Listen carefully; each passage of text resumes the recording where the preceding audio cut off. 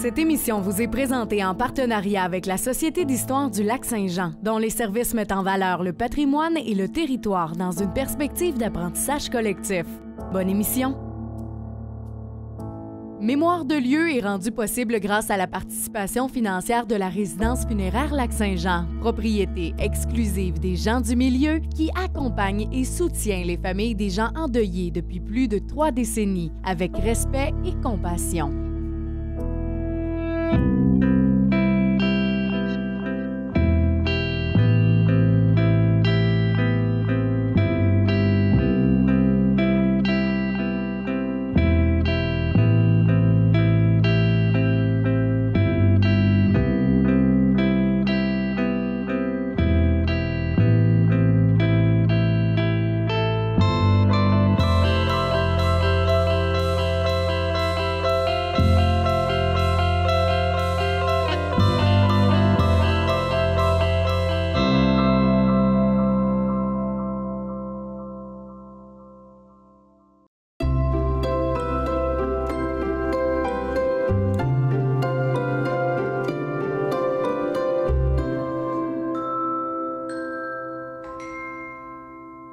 Aujourd'hui, on vous amène en plein cœur du centre-ville d'Alma, plus précisément au 140 rue Saint-Joseph.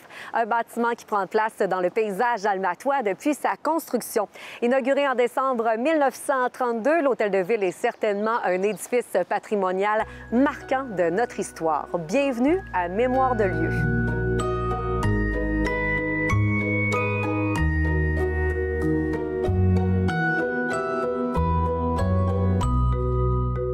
En compagnie d'Olivier Dallaire-Lavoie, archiviste et historien à la Société d'histoire du Lac-Saint-Jean. Olivier, comment vas-tu? Ça va très bien, Mélissa. On se retrouve devant l'Hôtel de Ville, beau bâtiment construit dans les années 30. On va y revenir parce que il y a déjà eu un premier Hôtel de Ville qui est maintenant disparu. Il était situé à quel endroit? C'était pas très loin d'ici, en fait. Il était à l'emplacement actuel de l'édifice de la CSN, proche de l'église. Ce bâtiment-là date sûrement du début du siècle. Puis, ce qu'on sait, c'est qu'il a été vendu par la paroisse, je veux dire par la fabrique de la paroisse en 1940 au coût d'$1. Puis, dans ce bâtiment-là, on avait aussi l'ancien poste de pompier. Puis, il y avait une tour qui était à droite où est-ce qu'on accrochait les boyaux d'arrosage. Donc, Les années 30 ont été difficiles pour à peu près tout le monde. Crise économique, du chômage partout. On le sait, là, Alma n'a pas fait exception. Oui, effectivement, ça a été très difficile pour la municipalité. Juste on pense, en fait, c'est ça, un des principaux employeurs de l'époque, le moulin Price à Riverbend, qui ferme temporairement ses portes en juillet 1931. Puis ça crée énormément de chômage. On parle de 700 personnes qui ont des secours directs déjà à cette époque-là. Puis ça va augmenter l'année suivante, en octobre 1932, c'est 1100 personnes. Puis en mars 1933, on est rendu à presque 2700 personnes qui reçoivent des secours directs, en fait, du gouvernement. Puis sur une population de 5000 personnes, c'est vraiment beaucoup de monde. Oui, tout à fait. Puis on vient de parler de la crise économique, on vient de parler de chômage. Il y avait un mouvement là, à l'époque, c'était comme le comité provincial de chômage. On octroyait un peu des montants d'argent pour atténuer le chômage. On essayait de trouver des solutions. Fait que c'est un peu comme ça que l'Hôtel de Ville est arrivé, là. Le conseil municipal va demander un octroi à ce comité de chômage-là. Puis, ils vont recevoir 20 000 en fait. Puis ça, ce montant d'argent-là va servir, en fait, à des travaux publics divers, dont la construction d'un hôtel de ville et d'une caserne de pompiers. Donc, ça va servir à ça, puis ça va donner de l'emploi aux chômeurs à l'époque. Puis c'est ça qui va se passer par la suite. Pour faire une petite parenthèse avec la municipalité, en juillet 1932, elle est dans l'incapacité, en fait, de remplir ses obligations financières. Puis elle va se retrouver, en fait, sous le contrôle de la commission municipale provinciale pendant plusieurs années. C'était qui l'architecte qui s'est occupé de l'Hôtel de Ville puis l'achat du terrain? Oui, bien c'est ça. Là, la municipalité, après avoir eu cet octroi d'argent-là, va procéder à l'achat du terrain au coût de 5 000 à la fabrique de la paroisse Saint-Joseph. Puis par la suite, on va former un petit comité indépendant pour pouvoir engager des ouvriers pour la construction de l'Hôtel de Ville. Là, on est en 1931. Puis, il y a environ une centaine de personnes qui vont travailler à la construction, là, qui va s'échelonner sur à peu près 1 an et demi. 2 ans. Le salaire, justement, versus ce contremaître et les ouvriers menuisiers, on fait le saut quand on regarde. Oui, tout à fait. C'est sûr que c'est pas très comparable à aujourd'hui, mais on a quelques petites informations. En tout cas, un des contremaîtres qui a travaillé sur le chantier, Henri Pelletier, son salaire tournait autour de 6 $ par jour. Puis là, on parle d'une journée d'à peu près 8 heures de travail. Oui.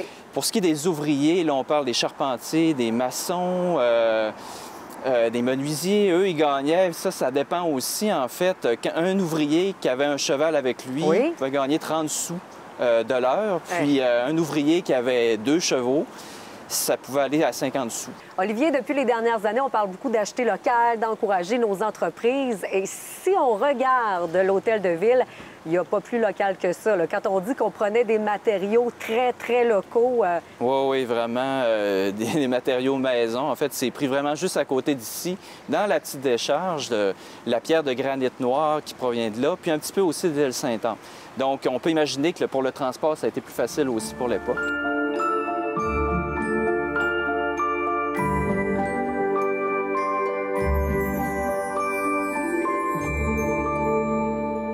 La construction s'est faite sur 2 temps. Qu'est-ce qui s'est passé? Bien, justement, on parlait un peu, la crise économique, il y a eu des interruptions pendant les travaux, pendant la construction. Puis ça a retardé aussi, là. Fait que là, au départ, on avait prévu de le faire en 2 parties. La première partie, qui est plus la partie poste de pompier, qui a été terminée en octobre 1931. Puis la deuxième partie, qui a commencé à peu près à la même période, qui s'est échelonnée jusqu'en décembre 1932, qui est vraiment l'hôtel de ville à proprement parler. C'est quand même une évaluation de 100 000 $. Il s'est passé quelque chose en janvier 1932. En janvier 1932, on a dû interrompre les travaux. Puis là, on a demandé un autre octroi encore au comité provincial du chômage de 30 000 $. Puis on a pu repartir. En fait, les travaux ont recommencé le 15 août. Vous imaginez quand même, c'est plusieurs mois où les travaux n'ont pas avancé du tout. Ils sont restés au point mort. Mais on a réussi quand même à terminer les échéanciers, en tout cas en décembre 1932. L'inauguration officielle, puis le premier conseil a eu lieu justement le 15 décembre 1932. Les années 40 et 50, par la suite, c'était intéressant parce que ceux et celles qui sont déjà allés à la salle du conseil qui est au 3e étage, à l'époque, il y avait une belle vie culturelle, c'était en développement. C'était une salle de spectacle. Oui, c'est ça, la vie culturelle est comme en foisonnement. Elle se développe beaucoup à partir des années 40-50. Puis la salle, en fait, c'est une salle multifonctionnelle. Au 3e étage, mais elle va servir à différents concerts, des conférences, des soupers, des pièces de théâtre aussi, parce qu'il y avait un petit théâtre. Puis ça avait quand même une capacité de 400 personnes. Fait que, tu sais, c'est beaucoup. Pouvait rentrer du monde. Puis c'est vraiment la seule salle multifonctionnelle. Il y avait sûrement les séances du conseil aussi qui s'y donnaient, mais on pouvait... Petit exemple, il y a eu un violoniste qui est venu donner un concert en 1944. Il y avait aussi une conférence d'une société du bon parler français, puis aussi la Fanfare d'Alma qui a donné un spectacle là aussi dans les années 40. Là. On peut dire que c'est un édifice qui était vraiment multifonctionnel. Là. Oui, il y avait de la politique là-dedans, mais... Tout à fait. Puis au point qu'il y a eu quand même des petites rénovations en 1956, fait que ça marchait vraiment bien. On l'a rafraîchi. Sauf qu'en 1963, là, il y a eu vraiment des changements. En fait, on a construit un faux plafond dans cette salle-là. Puis on a décidé aussi de construire des bureaux administratifs. On a refait aussi le système électrique. Puis c'est vraiment à ce moment-là que la salle a cessé d'être cette fameuse salle de spectacle. Oui, hein? Parce qu'il y a eu plusieurs rénovations, là, on le sait, intérieur, extérieur. Là, à partir des années 60, tu en as parlé, mais au fil du temps, on a rajouté là, plein de trucs. Là. Oui, tout à fait. Là, je parlais beaucoup des modifications à l'intérieur, mais il y en a eu aussi à l'extérieur. Ici où on est présentement, ça a changé beaucoup, l'aménagement extérieur. Je pense en 70, en fait, ils ont fait une magnifique fontaine avec une rocaille. Je ne sais pas s'il y a des gens qui s'en souviennent. En tout cas, cette fontaine-là est restée à peu près jusque dans les années 80. Puis aussi, on parle juste à la fin des années 70, en 78, on a refait la toiture, une toiture qui est plate, on l'a refait. Puis on a changé aussi toute la fenestration à cette époque-là, parce qu'on avait encore les fenêtres d'origine du bâtiment. Puis on a aussi installé une voûte dans le sous-sol pour entreposer les archives de la municipalité. Ça s'est passé en 78. Par la suite, Là, on arrive dans les années 80, Oui. 1986. Là, il y a vraiment des grosses modifications. Puis on est vraiment à l'endroit même où il y en a eu, en fait. C'est qu'on voit ici l'avant-corps de l'édifice où Oui. il y avait l'entrée principale. Puis OK. elle a été modifiée. Il y avait des programmes, en fait, de partenariat revissante, ça s'appelait. Puis ça, c'était pour rendre accessible l'édifice, en fait, aux handicapés, aux personnes handicapées à mobilité réduite. Fait qu'on a décidé d'enlever l'entrée principale d'origine, puis de la placer juste ici, à l'endroit actuel. Puis après ça, on a construit la véranda. Puis on a défait l'escalier d'origine aussi, qu'il y avait juste ici, OK. là, à côté de nous. Olivier, au fil du temps, bien sûr, il y a eu plusieurs modifications. On le sait qu'au tout début, c'était vraiment le conseil municipal, également une caserne de pompiers. Plus récemment, l'urbanisme aussi s'est ajouté. Là. On a comme transformé tout ça. Oui, tout à fait, c'est ça. À l'origine, il y avait justement le service de police et incendie qui était situé à cet endroit-là. Puis en avril 91, quelques années après les modifications à la façade, puis du changement de l'entrée, bien, on a modifié à nouveau aussi là. Dans le fond, on a décidé de loger le service d'urbanisme et de planification économique à cet endroit-là. Donc, la caserne et le poste de police ont quitté.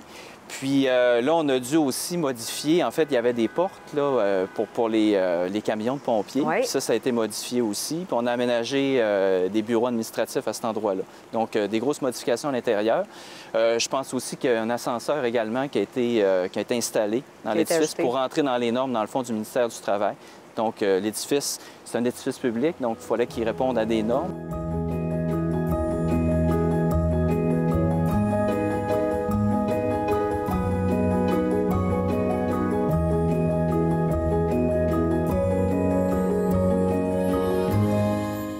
Olivier, parlons maintenant des détails architecturaux. On le sait, hein, c'est un bâtiment qui prend place de façon imposante dans le centre-ville d'Alma. Oui, tout à fait. C'est quand même un édifice volumineux. Il y a beaucoup de volume. Il est très, on peut le voir un peu partout là, du centre-ville. Puis ça n'a pas vraiment changé. Puis, pour ce qui est de son revêtement, commençons par son revêtement. Comme j'avais mentionné, il y a de la pierre de granit, c'est de la maçonnerie en pierre. Puis la pierre est à bossage, c'est pas totalement lisse comme on peut voir.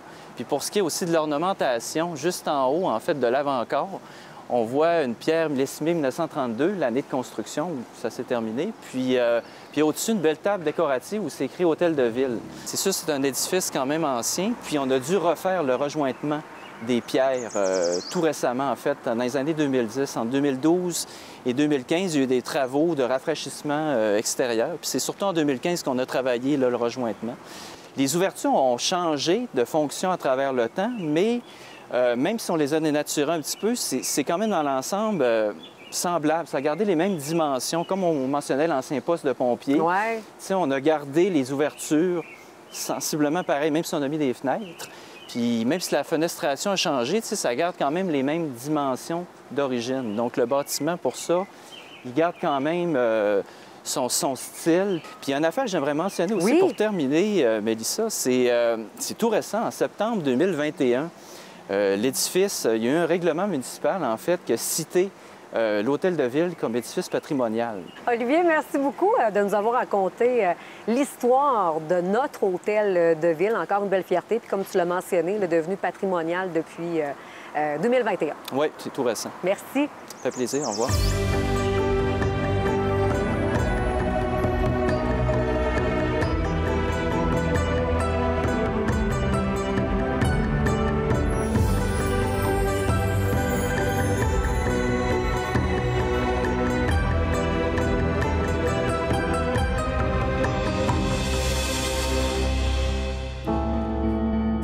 Cette émission vous est présentée en partenariat avec la Société d'histoire du Lac-Saint-Jean, dont les services mettent en valeur le patrimoine et le territoire dans une perspective d'apprentissage collectif. Bonne émission! Mémoire de lieu est rendu possible grâce à la participation financière de la résidence funéraire Lac-Saint-Jean, propriété exclusive des gens du milieu qui accompagne et soutient les familles des gens endeuillés depuis plus de 3 décennies avec respect et compassion.